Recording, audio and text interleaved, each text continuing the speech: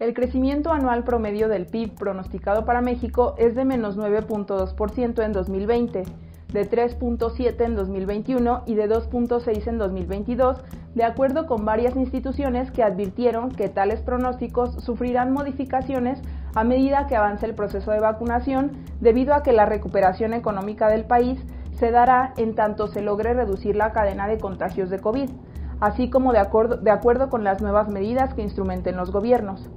Al presentar sus perspectivas económicas mundiales en los primeros días del año, economistas del Banco Mundial advirtieron que en el peor de los escenarios, con casos de contagio persistentemente altos y una lenta logística de vacunación, el crecimiento de la economía será cercano a 1%. ¿Y qué hay con la vacunación en México? Gracias a que México forma parte de la iniciativa COVAX y a negociaciones con laboratorios, desde octubre del año pasado, el gobierno firmó acuerdos que formalizaron su intención de comprar dosis, que en caso de materializarse, pueden beneficiar a 116 millones de personas. En la mañana del 8 de diciembre del año pasado, se presentó el Plan Nacional de Vacunación. A partir del 23 del mismo mes, comenzaron a llegar al territorio mexicano envíos de vacunas contra el COVID. Luego, el 24 de diciembre, México se convirtió en el primer país de América Latina y uno de los 10 primeros en el mundo en iniciar con la vacunación contra esta enfermedad. En trazos muy generales, el plan parece haber identificado los principales problemas sanitarios derivados de la pandemia y de la fallida estrategia de contención de la misma. En este sentido, y a pesar de ciertas quejas que se han suscitado en torno a la vacunación ya realizada, la estrategia pareciera ser oportuna y certera. Sin embargo, no debemos dejar pasar cuestiones que prenden focos rojos al respecto, y nuestra preocupación es justificada después de observar el manejo irresponsable con que las mismas autoridades han tratado la pandemia. Primero, el contenido del plan es escueto. La insuficiencia de la información contenida reside en que, a diferencia de otros programas de vacunación, no incluye detalles como la rectoría, operación del programa, vigilancia epidemiológica, cálculo de metas, comunicación, vacunación para migrantes, desplazados, refugiados e incluso cómo se realizarán los sistemas de información y evaluación. Nos dicen que se darán a conocer otros lineamientos en el futuro, de acuerdo con los cambios esperados en la disponibilidad de vacunas, que posiblemente requerirá otros procedimientos operativos. La excusa no aplica. No hay razón por la cual no deberán tener incluso varios planes ya preparados. Esta es la labor del Estado mexicano. Segundo, el plan actual establece que se vacunará aproximadamente al 15% de la población en 5 meses y posteriormente se terminará con el resto en poco más de un año. Es decir, se asume una vacunación con crecimiento exponencial y tal supuesto no cuadra con las expectativas de producción de los diferentes laboratorios.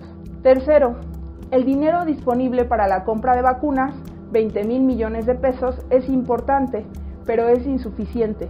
Los estimados indican que se requieren 32,000 millones para vacunar a todos. Cuarto, en un mensaje difundido en sus redes sociales, el presidente comentó que la iniciativa privada podrá comprar vacunas en el extranjero sin ningún impedimento por parte del gobierno. En el debate sobre lo público-privado y la vacunación hay dos dimensiones. Una sobre la cooperación en materia logística, que podría ser necesaria, y otra sobre la compra-venta de la vacunación en el mercado. No es criticable que solo el gobierno esté adquiriendo la vacuna. Lo criticable es que el presidente admita irresponsablemente tal participación en un contexto de pandemia. Hay aspectos que diferencian a las vacunas contra el COVID del resto de mercancías. Su mercado, cuando menos hasta el momento, funciona de manera particular. 1. Actualmente los laboratorios que desarrollaron las vacunas solo están negociando directamente con gobiernos nacionales porque aún no cuentan con la capacidad de producción suficiente para más. 2. Dado lo novedoso de la vacuna, es posible que la capacidad de producción esté siendo sobreestimada, como ya ocurrió en el caso de Pfizer.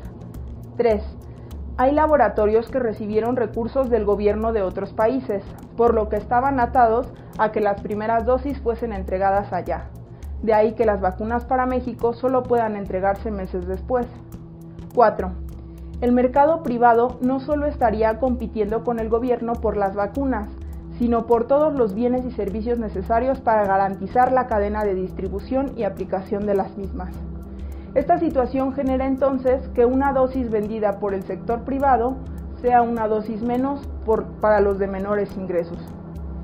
Quinto, respecto al plan para vacunar a los adultos mayores en la segunda etapa, el presidente informó recientemente que se están conformando brigadas de vacunación, cada una con 12 servidores públicos, entre ellos 4 promotores sociales que ya laboraban en programas sociales y 2 del sector salud, para ir primero a las comunidades más apartadas del país, luego a ciudades de densidad media y posteriormente a las grandes zonas metropolitanas.